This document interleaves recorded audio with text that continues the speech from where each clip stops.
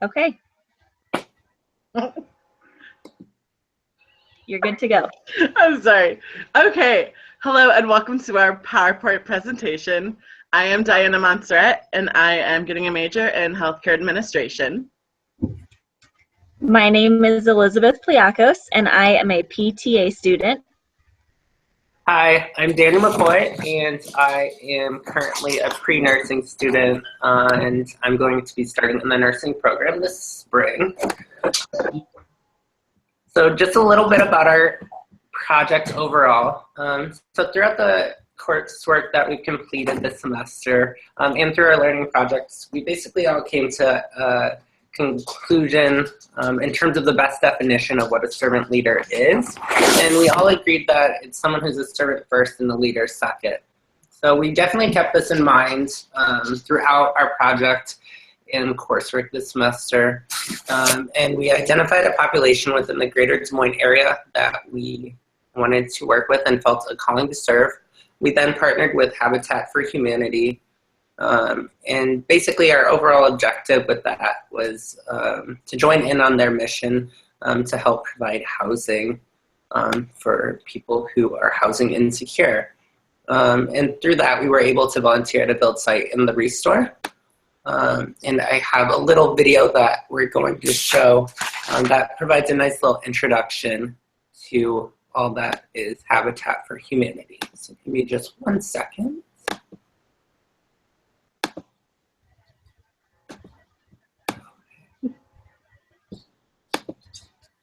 Alrighty.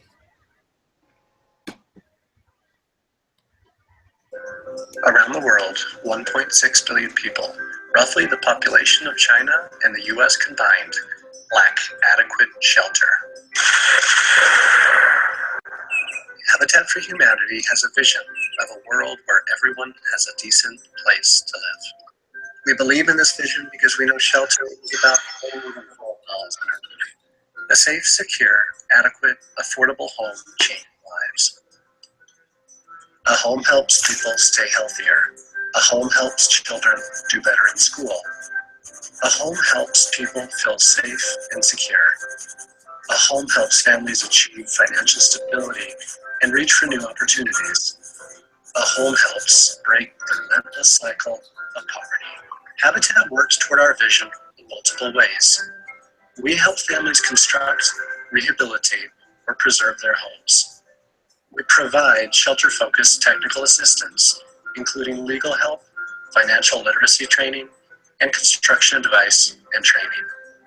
We connect people through market development and partnerships so families can access tools and resources to improve their shelter. We advocate to improve access to decent and affordable shelter. We achieve all this by partnering with families, empowering communities, mobilizing volunteers and supporters, engaging corporations, foundations, governments, churches, and faith groups. At this very moment, in locations all around the world, Habitat volunteers, supporters, and families are building homes, communities, and hope. What we are really building is a world where every family, every child, has a chance for a better tomorrow. Help us build that world.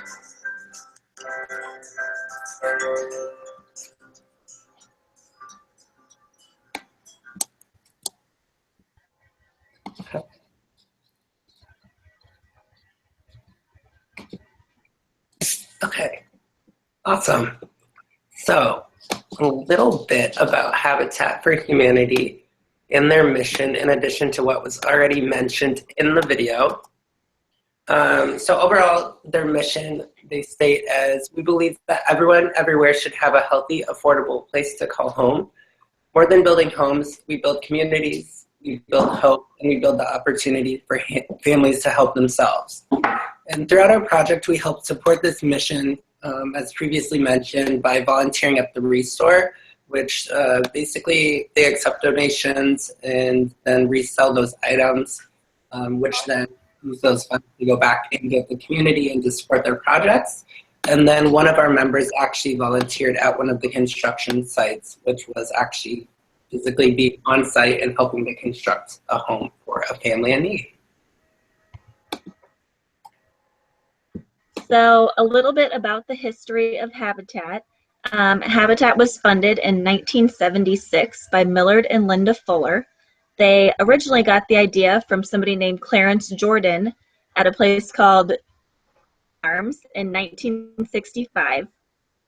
They developed this idea of partnership housing, which is working with the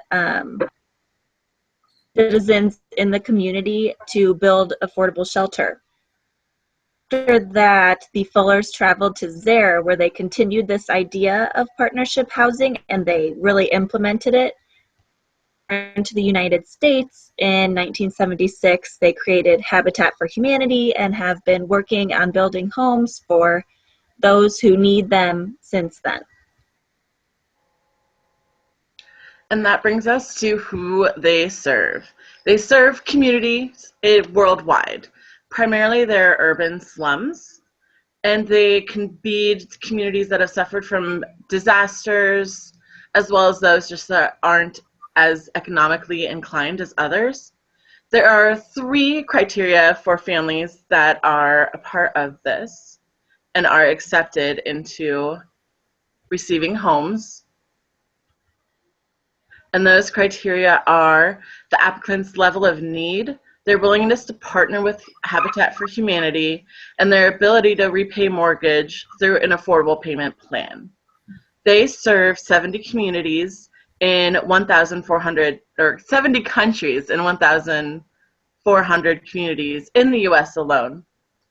And then these families also are in need of affordable shelter, a place to raise a family, a place to raise equity in a home, and they are, as stated before, willing to help with the building process. So the next couple of slides we have here are just a few examples of the different types of communities that Habitat would help.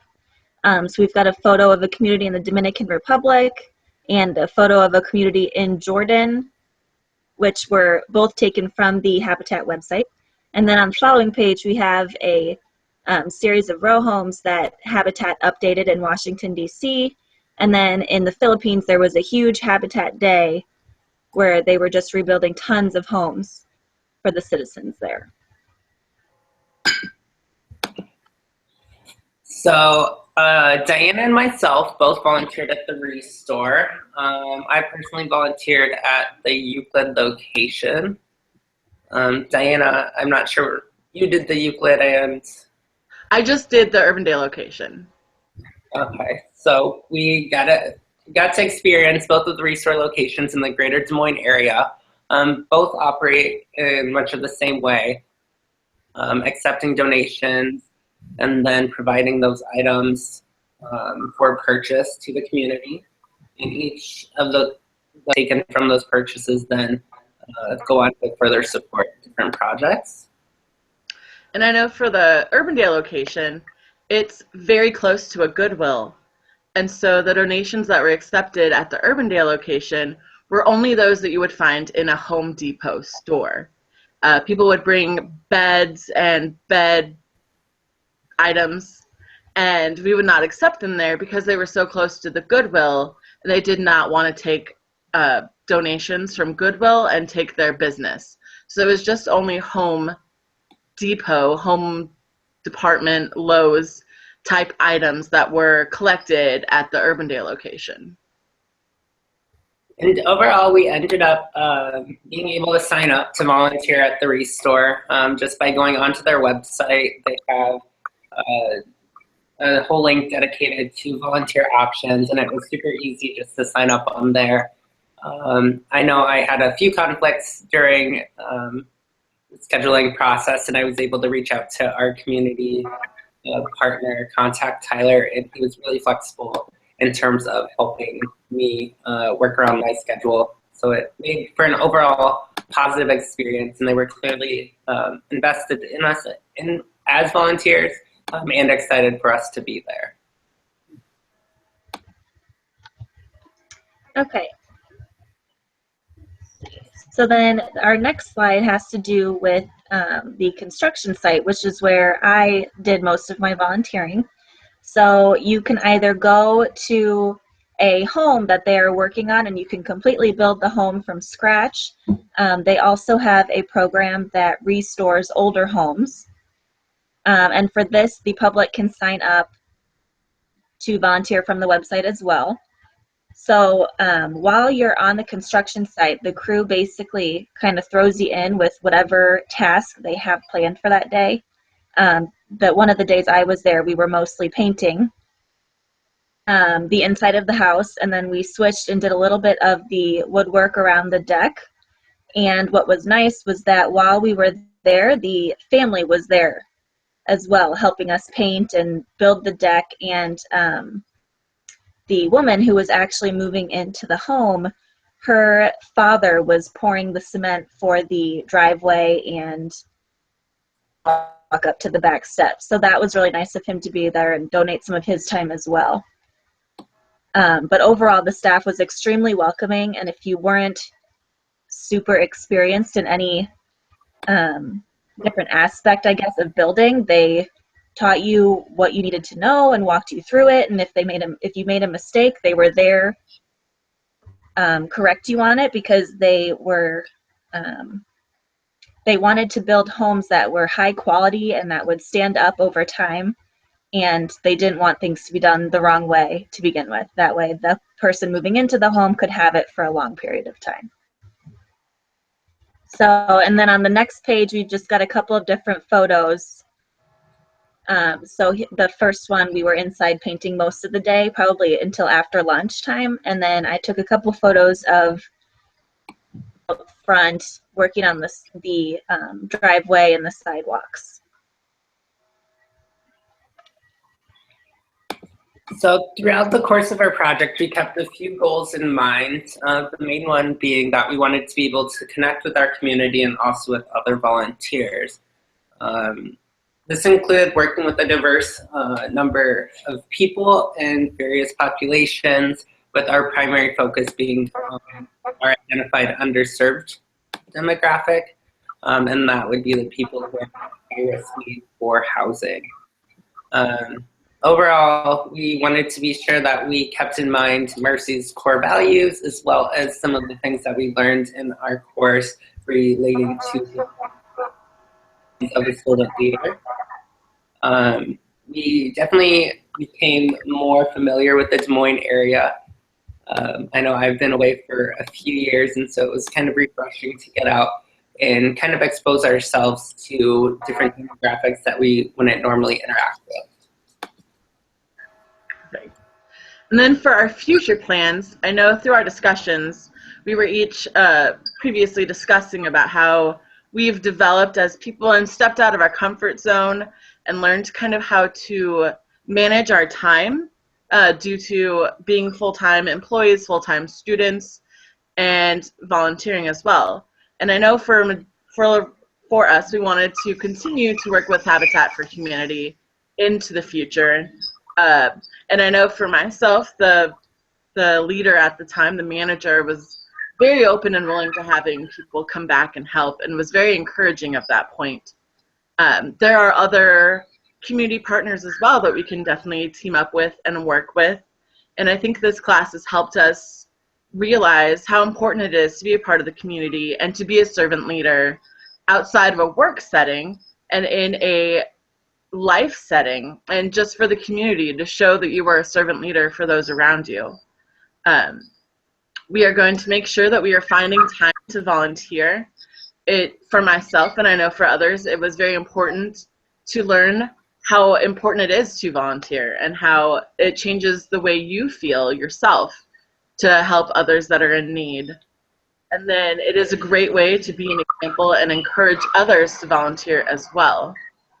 And I know just through our own examples for the other volunteers that were working with Habitat for Humanity, it was important for us to show our positive attitude towards the volunteering as well.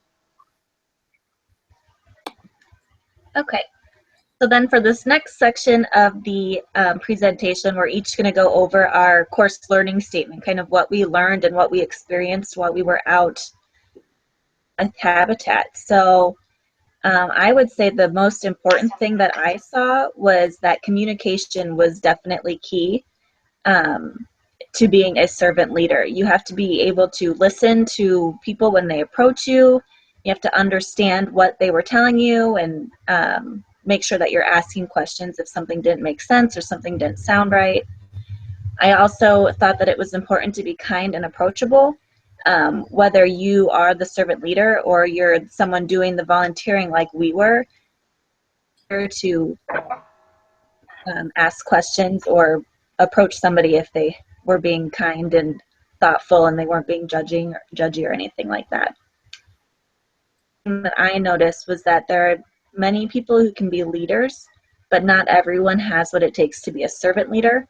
And basically by that, I mean that the person who is out there leading everybody, everyone else's interests kind of at mind before their own interests. They've got to want to improve the well-being of everyone else before they can think about themselves.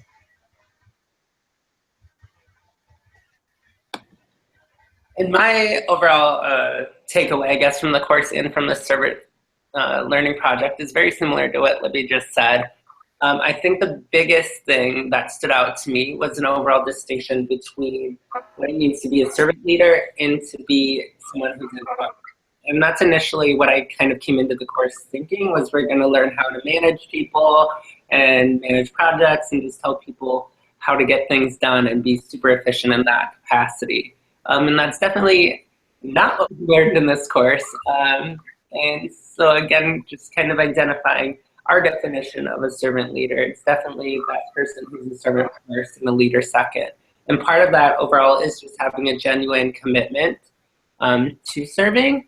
And based on that, it actually was one of the concepts we explored during one of our readings, and it really has stuck with me.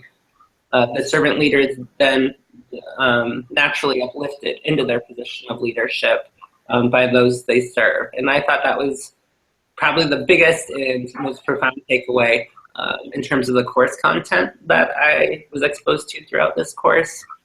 And it just completely changed my perceptions of what it means to be a servant leader. While completing the actual service learning project and doing my volunteer hours, again, just being exposed to a variety of different people and to needs that I personally am not accustomed to was just eye-opening. And that really just took a sense, again, of being genuine and kind of empathizing with the need that's out there. And then just being able to communicate and work with people. And one thing I really struggle with and have become more conscious of is also being a listener when in positions of leadership. And so just being able to hear other experiences from volunteers and from staff at Habitat for Humanity, and really taking the overall mission of Habitat for Humanity and taking that to heart and utilizing that throughout my service during the project basically rounded out my overall takeaway from the actual volunteer efforts that I completed. I know for myself, working with Habitat for Humanity, what I took away from it was more from the individuals that worked there. And I thought it was very powerful to see how the leaders, the managers acted and showed care for others. It was very interesting for me to see the manager at the Urbandale store. He had actually started out as a volunteer and volunteered there for years. And then once the Urbandale store opened, he was asked to be a manager. And previously he had been an insurance agent. And so he thought that it would be a fantastic way to serve others through becoming a manager at Habitat for Humanity, which I thought was very interesting. And then it was interesting for me to see the employees who worked there. And I actually spoke with them about it, about how they felt working at a place where it was all for the help of others. And it was very interesting to hear their side and how they felt from working there and not just volunteering. And I thought it was very interesting how they enjoyed working there because they were able to help others. And it was, I don't know, it was very powerful for me to see them work with others, how their attitude was while serving others through their work.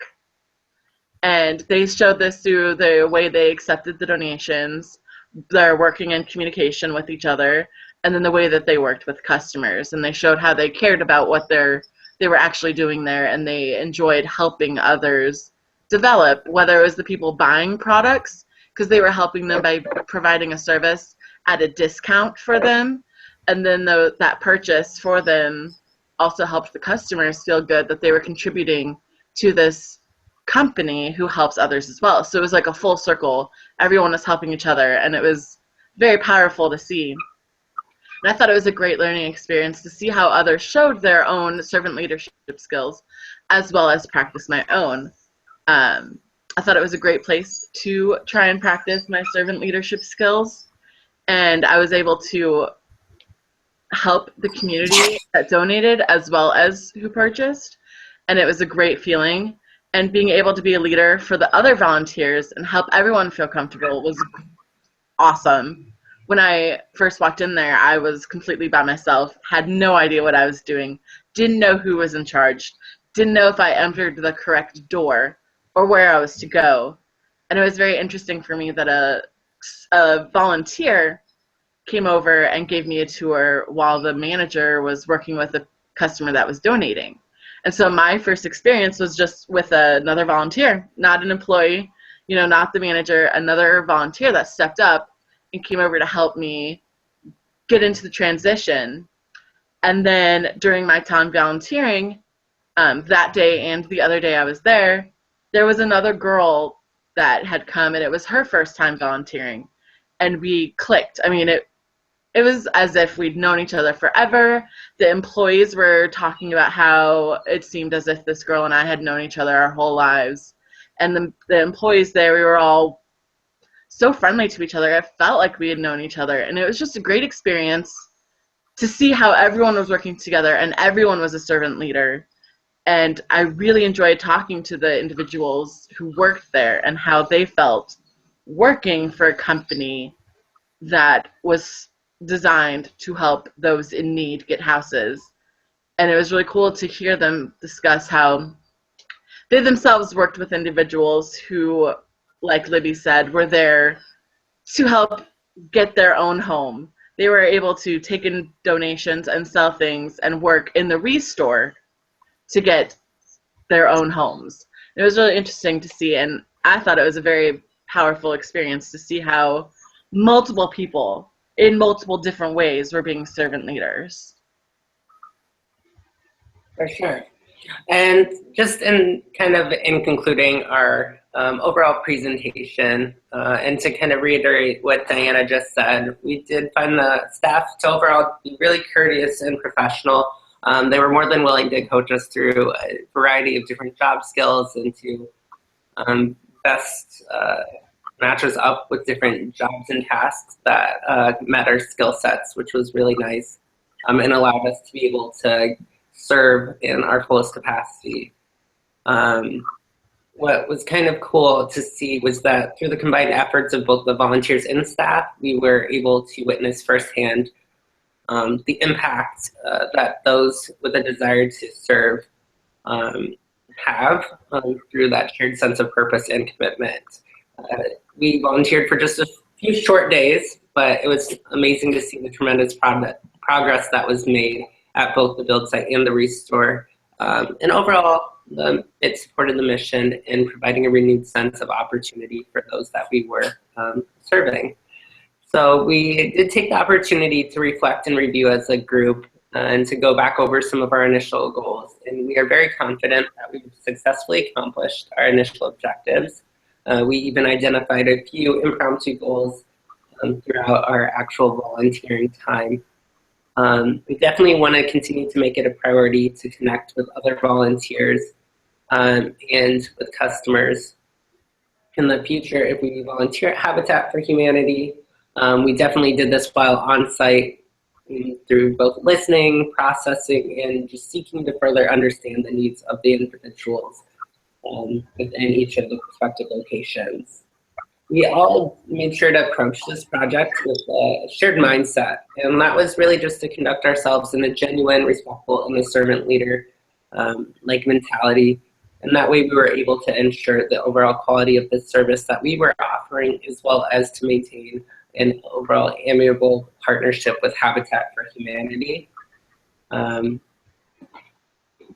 see. And so in summation, we were able to practice and implement many of our fundamental qualities of a servant leader, as well as demonstrate many of Mercy's core values while serving our community. As we look forward to future opportunities, we are definitely optimistic about potential opportunities to serve. And in an effort to continue to grow and diversify ourselves as servant leaders, we definitely need to diversify our involvement, but continue working with organizations like Habitat. We definitely all have set a personal goal for ourselves to also do this on a more consistent basis. And we also acknowledge that we're never the sum of our individual efforts, rather we're all part of something bigger. And so being able to be a part of the efforts of Habitat for Humanity as a team for this project, and also in combination with our classmates, has been an awesome experience and a great testament to how we're able to contribute to both the greater Des Moines area as well as the world and global community.